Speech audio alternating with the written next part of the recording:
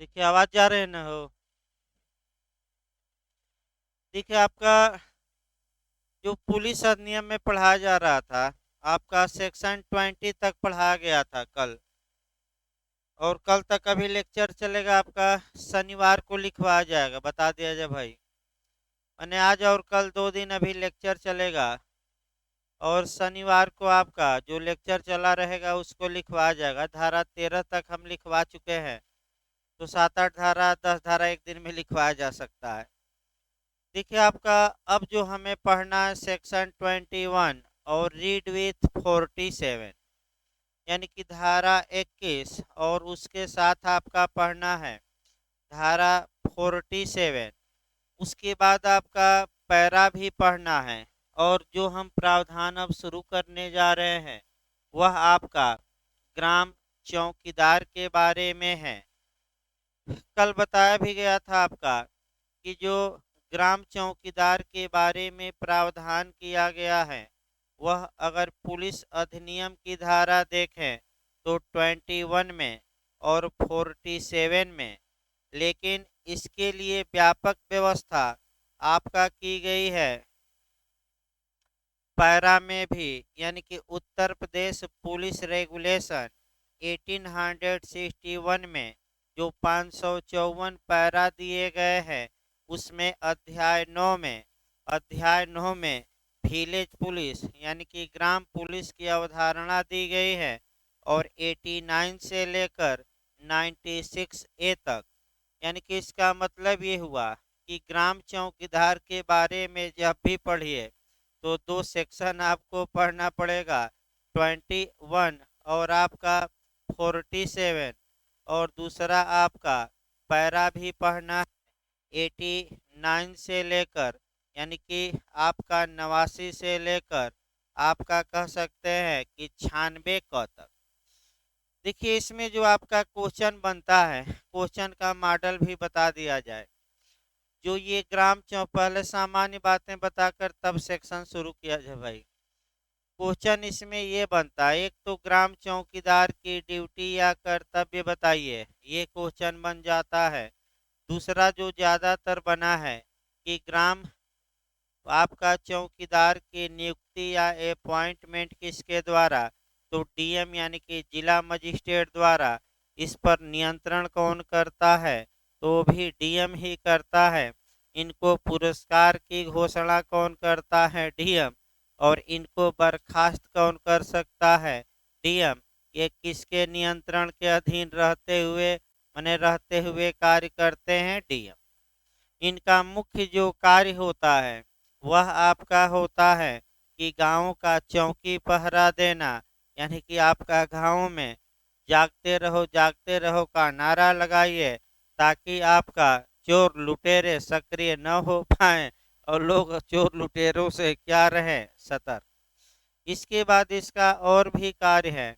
ये थाने पर कम से कम महीने में 2 बार जाता है। उसी में एक बार उसको वेतन दिया जाता है। उत्तर प्रदेश में जो ग्राम चौकीदार हैं वह ज़्यादातर वंशानुगत होते हैं।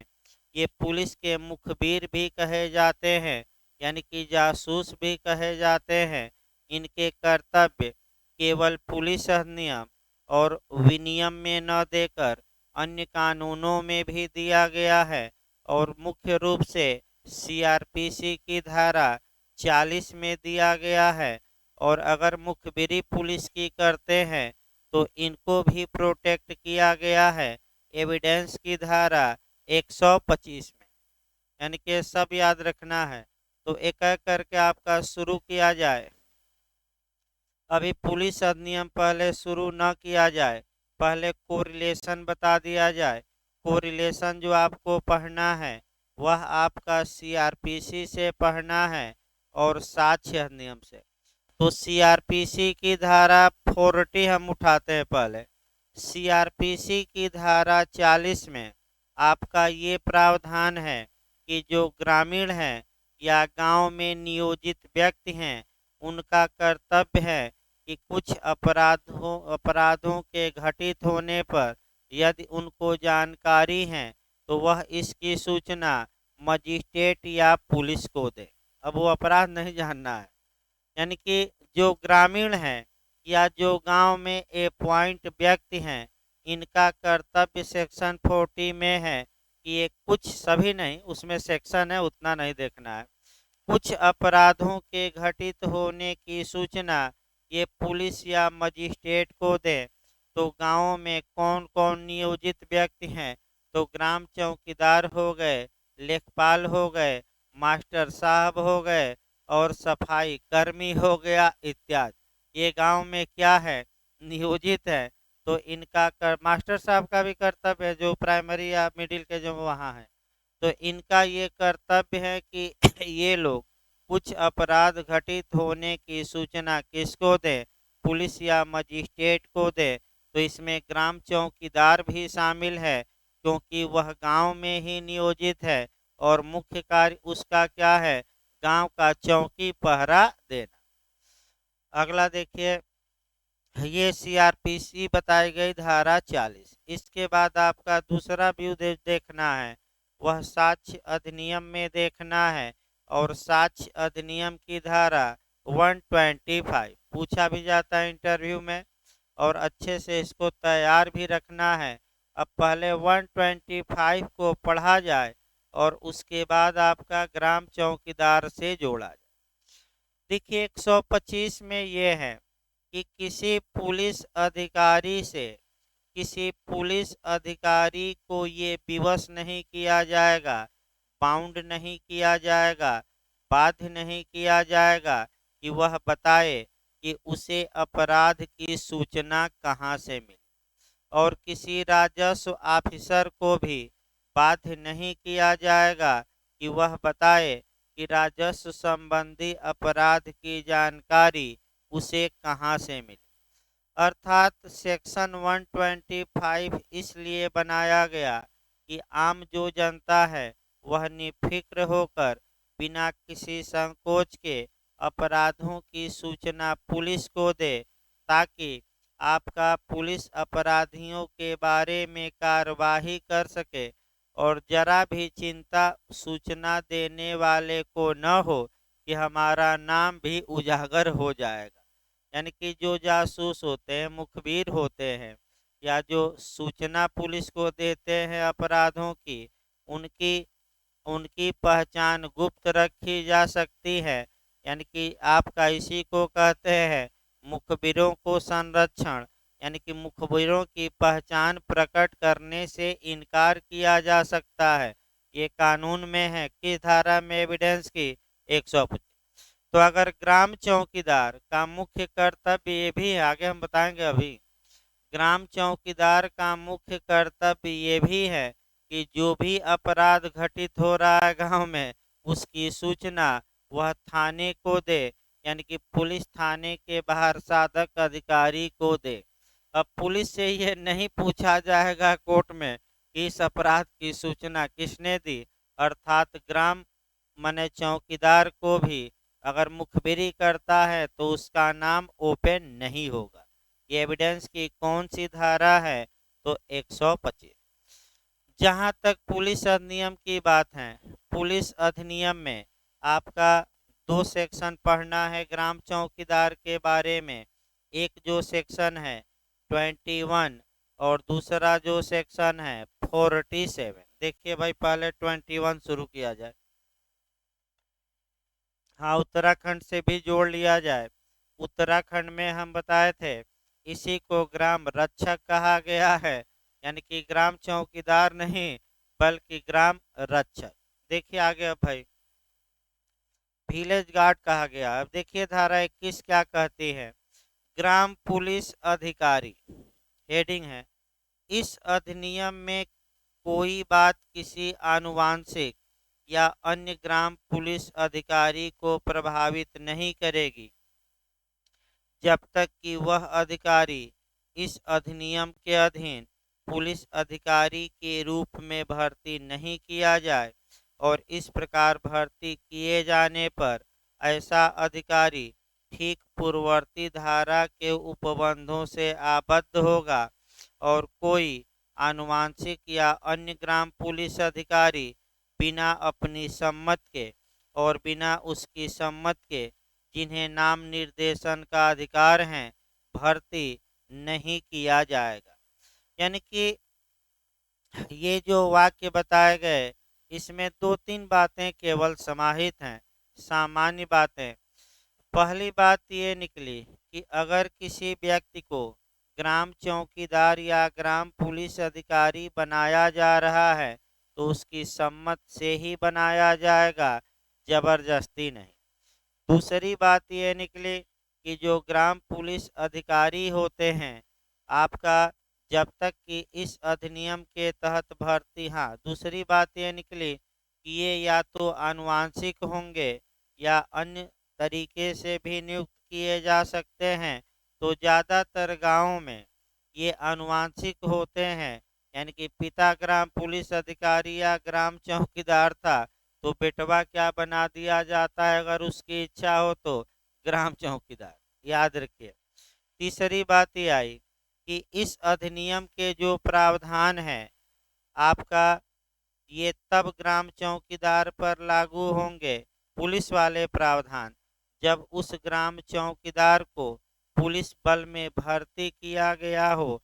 अगर उसे पुलिस बल में भर्ती न किया गया हो और वह ग्राम चौकीदार के रूप में भर्ती हैं तो पूर्ववर्ती धाराएं अप्लाई नहीं होंगी। तो आखिर कौन से प्रावधान लागू होंगे? तो इसके लिए 89 से लेकर 96 ए पैरा में है प्रावधान, वह लागू होंगे, क्योंकि ग्राम चौकीदार पर कंट्रोल इत्यादि एसपी नहीं करते, बल्कि कौन करते हैं? डीएम। यही मुख्य रूप से पूछा जाता है कि कौन करता है कंट्रोल। देखिए आगे तो ग्राम चौकीदार को पुलिस बल में भर्ती किया जा सकता है, इसमें कोई शक नहीं है, लेकिन भर्ती किया जाएगा तो इस अधिनियम के तहत जो पुलिस में भर्ती के प्रावधान है। तो फिर एक बार बताइए, पुलिस में बल में भर्ती का प्रावधान किस सेक्शन में रटवाया जा रहा है? 2 में। और पुलिस को प्रमाण पत्र दिलवाया गया था किस में? 8 में। और पुलिस न रहे तो प्रमाण पत्र वापस करे, वापस नहीं करता तो भाई एक जगह लिखवाया भी गया है किस धारा में दंडित होता था? पुलिस एक्ट की 28। 3 धारा याद रखिए। फिर एक बार देखिए भाई नए लोग, पुलिस की परिभाषा धारा 1 में, पुलिस में भर्ती धारा 2 में, पुलिस में जो माने पुलिस को प्रमाण पत्र धारा 8 में, और प्रमाण पत्र वापस न करने पर धारा 28। लेकिन ग्राम चौकीदार जब तक कि धारा 2 के तहत पुलिस बल में भर्ती न हो जाए वह इन प्रावधानों से माने अधीन नहीं होगा।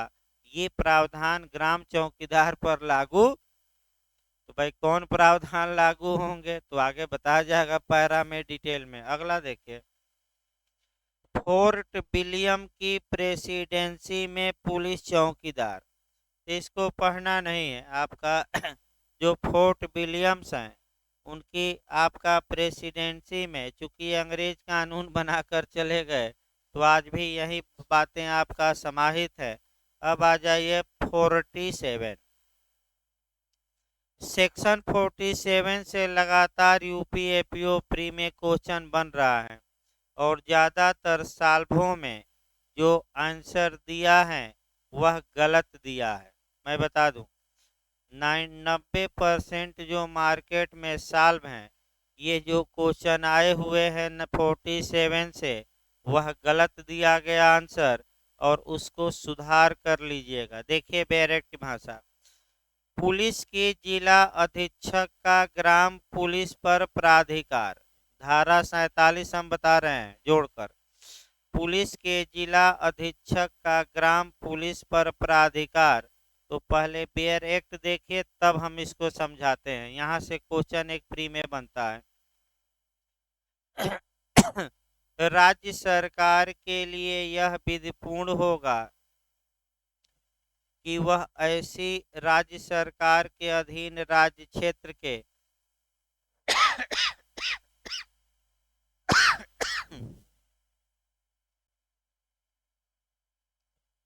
किसी भाग में इस अधिनियम को प्रभावशील करने में यह घोषित करे कि जो प्राधिकार जिले का मजिस्ट्रेट पुलिस के प्रयोजनों के लिए किसी ग्राम चौकीदार या अन्य ग्राम पुलिस अधिकारी पर प्रयोग करता है या कर सकता है, उसे पुलिस का जिला अधीक्षक जिले के मजिस्ट्रेट के साधारण नियंत्रण के अधीन प्रयोग करेगा। यहाँ जो आपका क्वेश्चन बनता है वह ये बनता है कि ग्राम चौकीदार या ग्राम पुलिस अधिकारी पर नियंत्रण कौन करता है, ये किसके प्राधिकार के अधीन रहते हैं, तो जिला मजिस्ट्रेट मारिएगा। मैं फिर बता दूं, किसके प्राधिकार के अधीन रहेंगे, डीएम के। लेकिन राज्य सरकार को एक शक्ति प्राप्त है। देखिए वही आपका, जब तक राज्य सरकार न दे, राज्य सरकार को एक शक्ति प्राप्त है। वह शक्ति ये है कि जो प्राधिकार पुलिस पर माने ग्राम चौकीदार या ग्राम पुलिस अधिकारी पर डीएम का है, राज्य सरकार चाहे तो उस प्राधिकार को डेलीगेट कर सकती है, सौंप सकती हैं। किसको, एसपी को, यानी कि जिला पुलिस अधीक्षक। और तब जिला पुलिस अधीक्षक डीएम के साधारण नियंत्रण के अधीन रहते हुए ग्राम चौकीदार पर प्राधिकार रखेंगे। यानी कि तीन बातें मुख्य रूप से निकली। पहली बात देखिए जहां गलती होती है भाई, कि ग्राम चौकीदार पर प्राधिकार का प्रयोग किसके द्वारा किया जाता है। आपका जो जवाब आता है, जिला मजिस्ट्रेट द्वारा, पुलिस अधीक्षक द्वारा, राज्य सरकार द्वारा, इनमें से कोई नहीं। चार ऑप्शन ये आएगा। तो चूंकि आपका ये ऑप्शन है और सीधा क्वेश्चन बना है, तो आप डीएम मार कर आइए। और साल्वो में एसपी दिया है, लेकिन आप क्या मार कर आएंगे, जिला मजिस्ट्रेट यानी कि डीएम। दूसरा मॉडल देखिए, कब पुलिस अधीक्षक का आपका ग्राम चौकीदारों पर प्राधिकार होगा, तो उसमें देखिएगा कि जब राज्य सरकार इस आशय की क्या की हो घोषणा, कि जो डीएम का प्राधिकार ग्राम चौकीदार पे है, वह प्राधिकार किसका होगा, एसपी का। ये क्या राज्य सरकार क्या की हो, घोषणा की हो, तब एसपी का प्राधिकार किस पर होगा, ग्राम चौकीदार पर। अन्यथा कौन प्राधिकार रखेगा, डीएम। लेकिन एसपी भी जब घोषणा हो गई स्टेट गवर्नमेंट द्वारा, तो डीएम के साधारण नियंत्रण के अधीन ही ग्राम चौकीदारों पर कंट्रोल या प्राधिकार रखेंगे। ये भी याद रखें, यानी कि डीएम का कंट्रोल हमेशा क्या करेगा, थोड़ा बहुत बना रहेगा। तो ये आपका फिर ये क्वेश्चन गलत होने के पूरे चांस रहते हैं, मैं बता दूं। और इसको अच्छे से तैयार करके जाइएगा। आपका फिर एक बार हम बता रहे हैं, क्योंकि कई लोग अभी भी गलत कर सकते हैं। अगर ये दे कि ग्राम चौकीदार पर प्राधिकार का प्रयोग कौन करता है, तो डीएम मार कर आइए। कब एसपी ग्राम चौकीदारों पर अपने अथॉरिटी का प्रयोग करेगा, तो जब राज्य सरकार इसके लिए पुलिस अधीक्षक को क्या करे, प्राधिकृत। ऐसे नहीं, लेकिन ग्राम एसपी भी किसके साधारण नियंत्रण के अधीन इन पर कंट्रोल या प्राधिकार रखेगा, डीएम के। भाई 3 बार बता गया, गलती होने का पूरा चांस रहता है, मैं बता दूं, और साल में गलत दिया है। अब आइए पारा देखा जाए। जहाँ तक ग्राम चौकीदारों के कर्तव्य, शक्तियाँ इत्यादि के बारे में प्रावधान है, आपका माने उत्तर प्रदेश पुलिस विनियम 1861 के अध्याय 6 में आपका पैरा 89 से लेकर 96A तक, 89 निकाल लीजिए, पैरा 89। इधर से भी क्वेश्चन बनता है 89। सूचना अगर गलत पाई जाती है तो आईपीसी में तमाम प्रावधान है। इधर 176, 77, 78 तमाम प्रावधान है। जहाँ की गलत सूचना, जैसे कि मान लीजिए कि अपराधी पूरब भाग रहे हैं और ग्राम चौकीदार जानबूझकर सूचना देता है कि पश्चिम भागे हैं, तो ये ग्राम चौकीदार दंडित होगा। भाई सेक्शन अभी बता देते हैं आपको। आपका सीआरपीसी का बेयर एक्ट नहीं देखिए भाई, सेक्शन वाइज बता देते हैं उसको कि सूचना गलत अगर देता है तो क्या होगा। क्योंकि वो सही सूचना देने के लिए कानूनन बाध्य है ग्राम चौकीदार। ये नहीं कि आप कब बता रहे हैं भाई, सेक्शन एक सेकंड याद नहीं आ रहा अभी।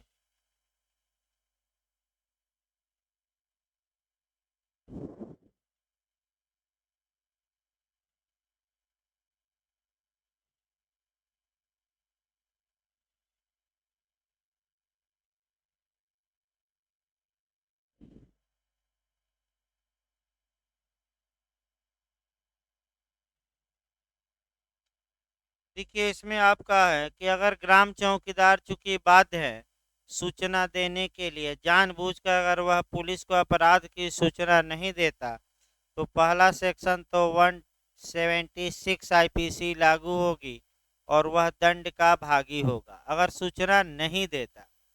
अब दूसरा ये है कि आपका अगर वह फर्जी सूचना दे देता है, यानी कि मिथ्या इत्तला देता है, तो आपका इसके लिए 177 है भाई।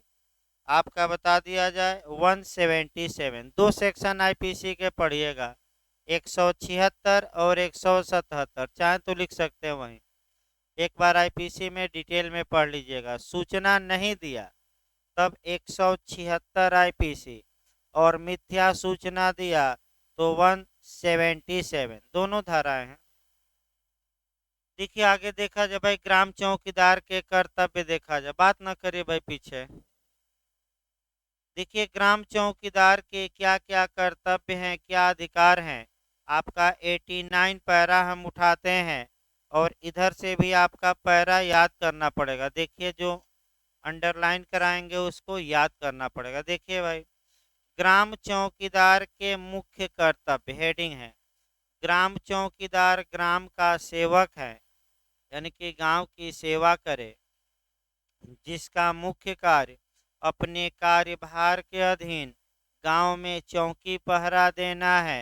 यानी कि इसका मतलब कि गांव में चौकी पहरा यानी कि गांव की सुरक्षा करे, यानी कि गांव में जाकर घूम घूम के आपका कहता रहे लाठी बजाकर या बाजा या सीटी बजाकर कि जागते रहो।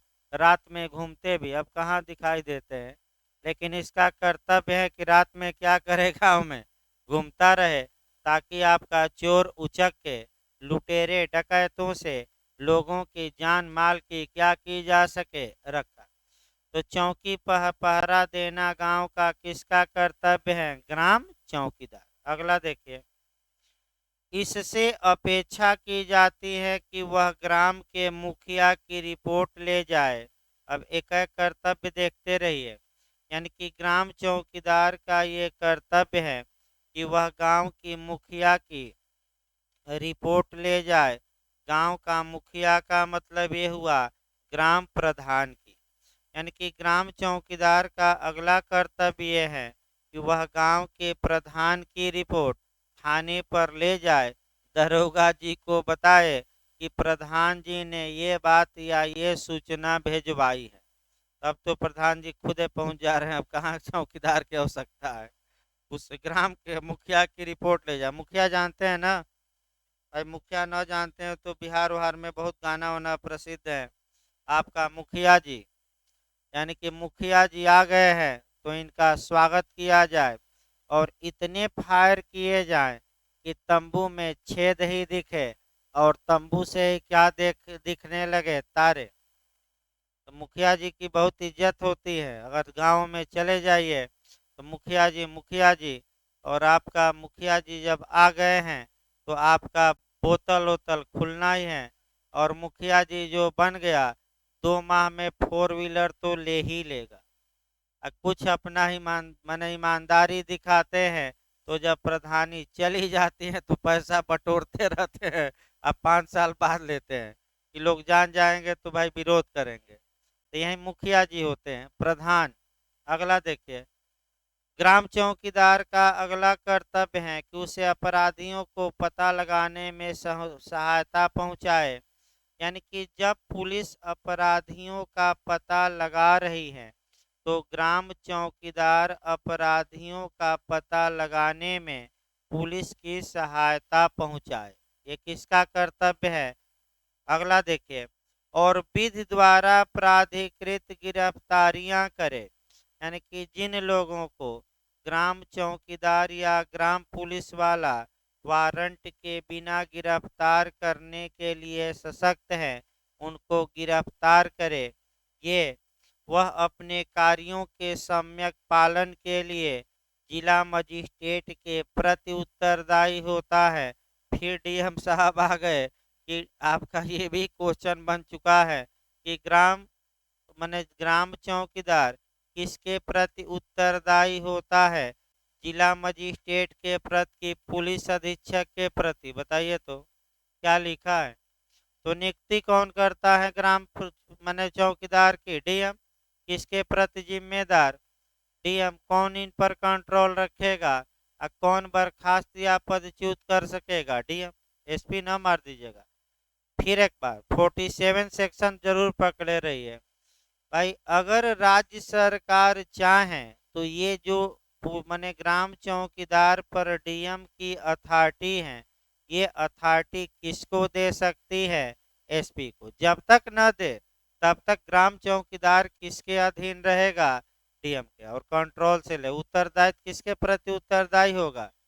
ये हम नहीं बता रहे, बेयर एक्ट में लिखा है। कौन सा पैरा है? 89। अगला देखिए, मुखिया से संबंधित नियम गवर्नमेंट आर्डर पुस्तिका में है, ये नहीं पढ़ना। आगे देखिए 90 भाई, ग्राम चौकीदारों की कृषि कार्य से छूट। यानी कि इसका मतलब इन्हें समझ ले कि हेडिंग दिया गया है तो उसके अंदर कुछ और है। देखिए, ग्राम चौकीदारों को खेती करने से वर्जित नहीं किया गया है। उन्हें किसी एक गांव में रहना चाहिए जिसके लिए वे उत्तरदायी हैं और पुलिस के सिपाहियों द्वारा उससे नीच कार्य नहीं कराया जाना चाहिए। यानी कि इसका मतलब ये हुआ कि धारा 90 दो बातें बताती हैं कि अगर किसी गांव का ग्राम चौकीदार है तो इसका मतलब ये नहीं हुआ कि वह खेती बाड़ी न करे और दिन रात गांव का चौकी पहरा ही करे। वह खेती कर सकता है। उसे आपका एक गांव में ही रहना चाहिए। जिस गांव की चौकी पहरा देने की उसको जिम्मेदारी सौंपी गई है और पुलिस से भी आशा की जाती है, अपेक्षा की गई है कानून द्वारा कि वह जब भी गांवों में जाए तो ग्राम चौकीदारों से नीच कार्य न कराए। अब नीच कार्य पर दो चार उदाहरण देखिए। नीच कार्य का मतलब कि जैसे ही पुलिस वाले जाते हैं, ग्राम चौकीदार को बुलाते हैं और कहते हैं कि आज हमारा पहरा तुम्हारे गांव में है, आपका गश्त हम गांव में करेंगे, लाओ मुर्गा उर्गा शराब उराब और कबाब लाओ, आज रात में खा के क्या करेंगे, प्रधान जी के हैं, सो जाए। तो भाई ये सब नीच कार्य है। आपका भले ग्राम चौकीदार हो लेकिन आपका नीच कार्य न करवाइए। अब नीच पर राजनीति भी होती है। आपका कह सकते हैं कि एक कांग्रेस के सांसद ने कह दिया कि मोदी जी बड़ी नीच है। तो देखिए मोदी जी ने क्या किया, उसको आपका लोकसभा चुनाव में मुद्दा बना दिया। ये कांग्रेस वाले हमें नीच जात के कह रहे हैं, क्या नीच जात का लोग पीएम नहीं बन सकते? ये कांग्रेस की सोच। हर एक रैली में कहने लगे, जीत गए। दूसरा ये आया कि भाई कांग्रेस ने कहा कि ये चाय वाला है, ये कभी पीएम बनेगा, तो उसी को बना लिए मुद्दा और पूरे देश ने कह दिया कि मैं भी क्या हूँ, चाय वाला। और देखे होंगे जितना चाय वाले थे उस समय सब मोदी जी को वोट दिए, चाहे किसी भी जात के हो ज़्यादातर, और कह रहे थे कि हम भी चाय वाले, 56 इंची सीना खुद कर लिए थे और वोट दिए, जीत गए। अब इस बार क्या होगा 2024 में? कोई ना कोई सिगुफा आ ही जाएगा। अब देखिए क्या आता है, वो तो अलग बात है भाई। अगला देखिए भाई, यानी कि नीच पर बताया गया, यानी कि पुलिस पुलिस वालों को ग्राम चौकीदार से आपका कह सकते हैं कि नीच कार्य यानी कि घृणित कार्य नहीं कराना चाहिए। अब आइए 91 भाई, आपका 91 से भी क्वेश्चन बना है। थाने में उपस्थित होने का चौकीदार का कर्तव्य। यहाँ से क्वेश्चन बनता है कि ग्राम चौकीदार महीने में कम से कम कितने बार थाने में उपस्थित हो? 2 बार। कम से कम ये याद रखिए। किस पैरा में? 91। देखिए 91 भाई, ग्राम चौकीदारों को महीने में 2 बार जन्म और मृत्यु की रिपोर्ट के प्रयोजन के लिए निर्धारित तारीखों पर अपने पुलिस थाने में उपस्थित होना चाहिए। तो यहाँ आपका जो क्वेश्चन बनता है कि ग्राम चौकीदार को महीने में कम से कम कितनी बार थाने पर उपस्थित होने का कर्तव्य है? 1 बार, 2 बार, 3 बार, 4 बार, यही देता है। कितनी बार? 2 बार। और 2 बार अब जब जाता है तो उसी में 1 बार उसको वेतन थाने से ही दे दिया जाएगा। यानी कि 2 बार गया कम से कम तो उसी में 1 बार क्या दे दिया जाएगा? वेतन थाने से। ये कौन सा पैरा समाप्त हो गया? 91। अब 92 देखा जाए। हाँ, जन्म मृत्यु की, यानी कि गांव में जितने बालकों का जन्म हुआ और कितने लोग मरे हैं, ये रजिस्टर ग्राम चौकीदार रखता है। और ये रजिस्टर लेकर कहाँ जाता है? 15-15 दिन पर, कम से कम 15 दिन कहाँ जाएगा? थाने पर। अगला देखिए भाई, पैरा 92, ग्राम चौकीदार को दिए जाने वाले रिकॉर्ड या अभिलेख।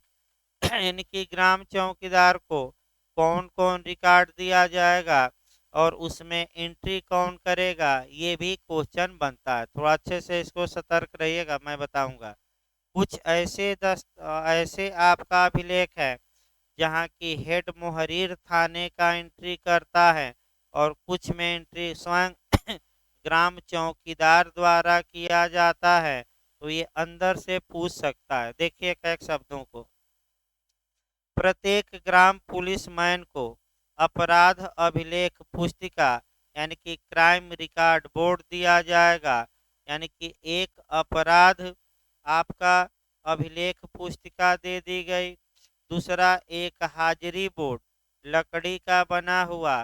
तो 1861 ईस्वी में जब ये कानून बना था, उस समय उतना कापी आपका नहीं थी। अतः ये हुआ कि जिस पर ग्राम चौकीदार की हाजिरी लगेगी तो एक बोर्ड दे दिया जाए और उसी पर वह अपनी हाजिरी पेंसिल से क्या करे? चाक से लगाए। देखिए आपका, अब तो छोटे बच्चे कापी और पेन से ही आपका पढ़ने जाते हैं। लेकिन आज से 15-20 साल पहले आपका जब छोटे बच्चे स्कूल में जाते थे तो भाई पटरी लेकर जाते थे। और उसी तरह पटरी शुरू से किसको मिलता था? ग्राम चौकीदार को। लेकिन अब पटरा पटरी नहीं मिलता, अब कापी मिलती है भाई। देखिए आगे। अगला देखिए, एक हाजिरी बोर्ड यानी कि लकड़ी का बना हुआ तथा जन्म मृत्यु का रजिस्टर मुद्रित हुआ दिया जाएगा। यानी कि एक रजिस्टर दिया जाएगा जिसमें वह आपका क्या लिखेगा? कितने लोग गांव में जन्म लिए और कितने लोग मरे। वह तीनों को उसे प्रदान की गई चमड़े की पेटी में रखेगा। यानी कि एक चमड़े की पेटी, यानी कि आपको झोला दिया जाएगा किसका बना हुआ? चमड़े का। और उसी में वह रखेगा। और जब भी वह थाने आए तो तीनों को चमड़े के बैग में रखे और 15-15 दिन पर कम से कम थाने आए तो लेकर आए। अब अगला देखिए, अभिलेख पुस्तक में अपराध की घटनाएं थाने के मुहर्रीर द्वारा लिखी जाएंगी। मुहर्रीर यानी कि थाने में एक लिखने वाला होता है, क्लर्क ही है, उसी को मुहर्रीर कहते हैं। यानी कि जो आपका अपराध अभिलेख पुस्तिका है उसमें अपराध की घटनाएं लिखी जाएंगी और किसके द्वारा थाने के मुहरीर द्वारा। देखिए आपका ग्राम चौकीदार नहीं लिखेगा, कौन लिखेगा? थाने का मुहरीर लिखेगा। अथवा इसमें वे रिपोर्टें लिखी जाती हैं जिन्हें चौकीदार थाने पर करेगा तथा इसमें उसके पुरस्कार यानी कि क्या पुरस्कार ग्राम चौकीदार को दिए गए, दंड यानी कि कौन सी उसे सजा दी गई और अच्छी सेवाओं का उल्लेख होगा। सभी प्रविष्टियां जो पुरस्कार, दंड और अच्छी और खराब सेवाओं के लिए होगी उस पर थाने के भार साधक अधिकारी का यानी कि थानेदार साहब का हस्ताक्षर होगा और चौकीदार की गश्त के अंदर आने वाले उन सभी व्यक्तियों की सूची जिनमें पूर्वापराध का वर्णन इति वित्त पत्रक यानी कि हिस्ट्री शीट है उस अभिलेख पुस्तिका में दर्ज की जाएगी। इसका मतलब ये हुआ कि जितने उस गांव के हिस्ट्री शीटर हैं उस अभिलेख पुस्तिका में उनका नाम क्या रहेगा? दर्ज। और जो लोग पूर्व अपराध के लिए एक बार सजा पा चुके हैं, पूर्व दोष सिद्धि, उनका भी नाम उस ग्राम चौकीदार के रजिस्टर में क्या रहेगा? दर्ज रहेगा। ये सबसे महत्वपूर्ण है कि हिस्ट्री शीटरों का नाम भी आपका कह सकते हैं कि ग्राम चौकीदार के रजिस्टर में रहेगा, यानी कि उसे भी पता लगता रहे कि गांव का यह व्यक्ति पुलिस रिकॉर्ड में क्या है? History sheeter. आगे बताया जाएगा कैसे घोषित किया जाता है, वो तो आगे बताया जाएगा। अगला देखिए भाई आपका, इसके बाद आपका मैंने कह सकते हैं कि जो अगला आपका पढ़ना है कि ये जो बोर्ड होगा, तख्ता होगा, पटरा होगा, ये 6 स्तंभों में बटा होगा। अब आइए 93 पैरा 93 पुलिस के मार्गरक्षण कर्तव्य में सहायता। इसका मतलब ये हुआ कि ग्राम चौकीदार का ये भी कर्तव्य है कि जब पुलिस वाले किसी उस गांव में जाएं तो ग्राम चौकीदार आ रहे हैं, 2 5 मिनट बैठिए, अभी 10 मिनट हो। कुर्सी दे दीजिए अजय भाई। तो क्या, कहाँ अलग है? कहाँ आप निकाली हैं भाई?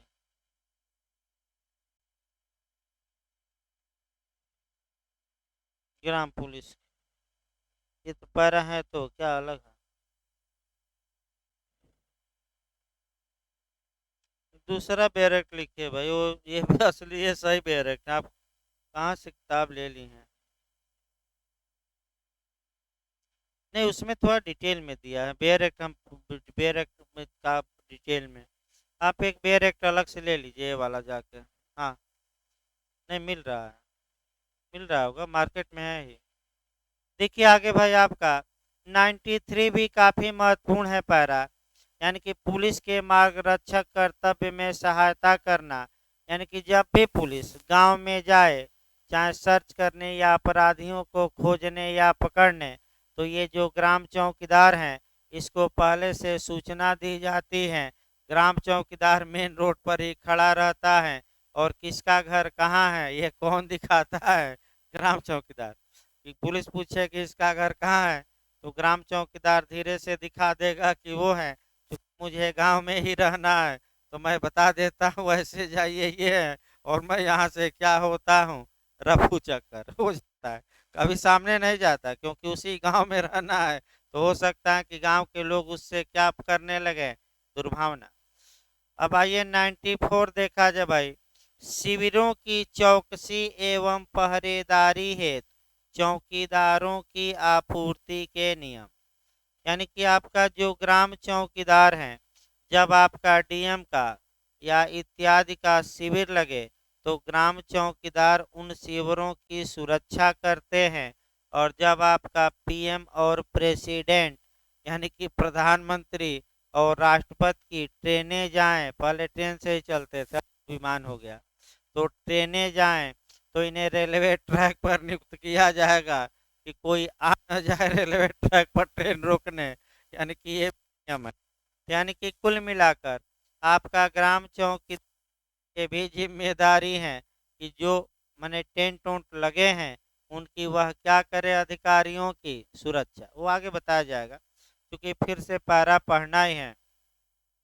इसके बाद आपका देखिए 93, चौकीदार द्वारा पुलिस प्रपत्र संख्या 44 पर संज्ञेय अपराध की लिखित रिपोर्ट करना और चोरी गई संपत्ति की सूचना बनाना।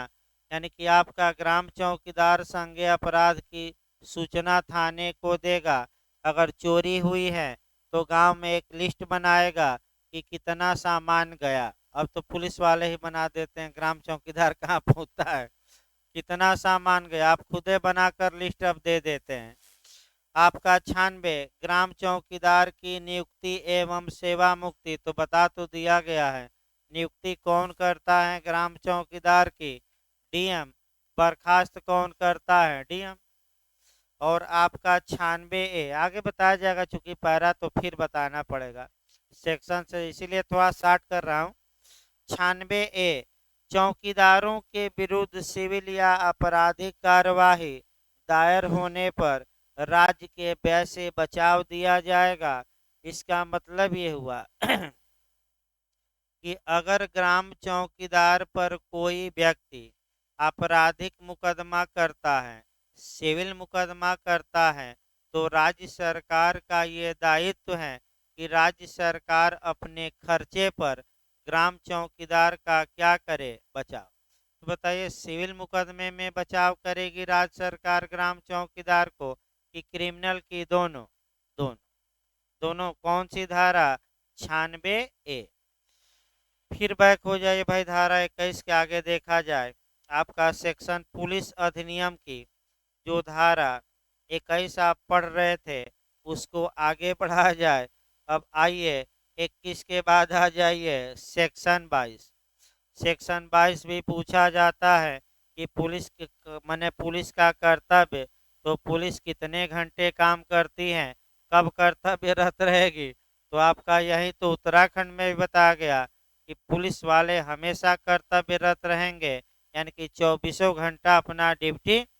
यानी कि अगर पुलिस वाला ड्यूटी पर नहीं है, आपका बैरक में भी है, तब भी वह पुलिस के कर्तव्यों को करने में सक्षम है, अक्षम नहीं है। जैसे 8 घंटा की ड्यूटी देकर मान लीजिए पड़ा है घर पे, तो ये नहीं कि कर्तव्य से विमुख हो गया, उसका जो कर्तव्य था उस समय भी वो क्या कर सकता है, पालन। तो कि आपका सदैव कर्तव्यारूढ़ रहेंगे। सदैव का मतलब कि हमेशा कर्तव्यारूढ़ है, तो रात भर देखते ही हैं कर्तव्यारूढ़ रहते हैं, इस रोड से उस रोड का क्या लगाते रहते हैं, चक्कर। अब क्यों लगाते हैं, आपका अपराधियों को कम और वसूली में ज़्यादा। इस ट्रक से उस ट्रक को पकड़िए, यहाँ गई ट्रक, तो रात में कभी जाइए तो देखिएगा आपका धीरे से ट्रक वाले क्या करेंगे, थमा देंगे और निकल जाएंगे। दिन में भी धीरे से थमा के निकल जाते हैं, वो तो कई मामला फंस जाता है तो पुलिस वाले सस्पेंड, जब तक एक्सीडेंट न हो दो चार तब तक पुलिस वाले सस्पेंड नहीं होते। तो कई बार ये प्रयागराज में भी घटनाएं हुई आपका कि दिन में ही ट्रक वाले शहर में आ गए थे और एक दो लोग कुचल कर मारे गए, तो हाई कोर्ट में पीआईएल भी दायर कर दिए थे लोग।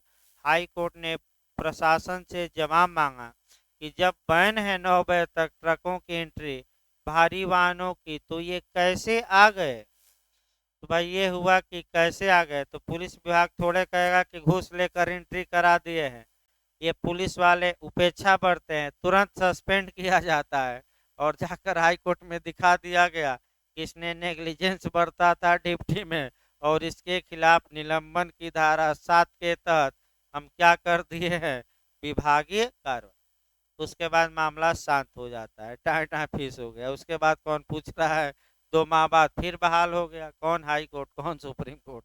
ये व्यवस्था चलती रहती है। देखिए आपका धारा 22 पुलिस अधिकारी सदैव कर्तव्यारूढ़ होंगे और जिले के किसी भी भाग में नियोजित किए जा सकेंगे। तो प्रत्येक पुलिस अधिकारी इस अधिनियम में अंतर्विष्ट सभी प्रयोजनों के लिए सदैव कर्तव्यारूढ़ माना जाएगा, यानी कि वह 24 घंटा अपने कर्तव्य को करता रहे, यानी कि सोए वो ना, बस क्या करे, अपना कर्तव्य ओवरलोडिंग करता रहे, यानी कि ओवर टाइम काम करता रहे, कोई दिक्कत नहीं है। और किसी भी समय साधारण पुलिस जिले के किसी भी भाग में पुलिस अधिकारी के रूप में नियोजित किया जा सकेगा, यानी कि जिस जिले में है वहाँ कहीं भी नियोजित किया जा सकेगा। तो यहाँ भी जुगाड़ लगा लेते हैं पुलिस वाले प्रशासन से इत्यादि से, और जहाँ ज़्यादा ऊपरवार क्या हो, ज़्यादा, वहीं नियुक्ति अपना पाते हैं। जैसे बनारस वनारस में है, तमाम ऐसी जगह हैं जहाँ की अवैध पैसा ज़्यादा मिलता है, तो वहाँ नियुक्ति के लिए पुलिस वाले प्रशासन या नेता परेता मंत्री को पैसा देते हैं कि हमारा ट्रांसफ़र क्या करिए एसपी साहब से करके इसी इलाके में करा दीजिए, तो 1 लाख घूस देंगे तो कई लाख वसूल लेंगे। ये भी याद रखिए। लेकिन याद रखिए कब, माने आपका कितने घंटे काम करेंगे तो एक ही लाइन में मारिएगा, सदैव क्या रहेंगे, कर्तव्यारूढ़। कौन सी धारा, 22।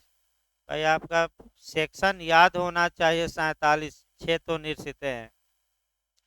अब पुलिस अधिकारियों के कर्तव्य क्या होंगे, ये आपका सेक्शन 23 में दिया गया है। पुलिस अधिकारी इत्तिला दे सकेंगे 24 में, और लाबादा या लावारिस संपत्ति 25 26 और किस में, 27 में। तो अब देखिए पुलिस अधिकारियों के जो अब ये क्वेश्चन ये मेंस में भी देखिए भाई यहाँ से कंसेप्चुअल बनता है। पुलिस अधिकारियों के कर्तव्यों का उल्लेख करिए। तो जब भी आप पुलिस अधिकारी के कर्तव्य लिखेंगे तो आपका कर्तव्य में पुलिस एक्ट में कई धाराएं हैं, 10 धाराएं मिलेंगी जहां के पुलिस के कर्तव्यों का उल्लेख किया गया है। मेंस में जो ये बनता है, तो जहां जहां इनके ड्यूटी बताई गई हैं सभी सेक्शनों को कल हम एक जगह करेंगे। कुछ व्यक्तिगत कारणों से आपका एकत्र नहीं हो पाया सेक्शन, क्योंकि उन सेक्शनों को एक साथ पढ़ा जाता है और एक जगह एकत्र करके, ताकि मेंस या प्री में आ जाए कि क्या क्या ड्यूटी हैं, तो एक जगह लिस्ट आपको क्या रहे, तैयार रहे। तो भाई 15 मिनट का ब्रेक रहेगा, फिर सीआरपीसी चलेगी। अभी ये आपका सेक्शन कई जगह से कोरिलेट करना है, तो कल तैयार करके आएंगे तो इसको पढ़ाएंगे, ज़बरदस्ती नहीं पढ़ा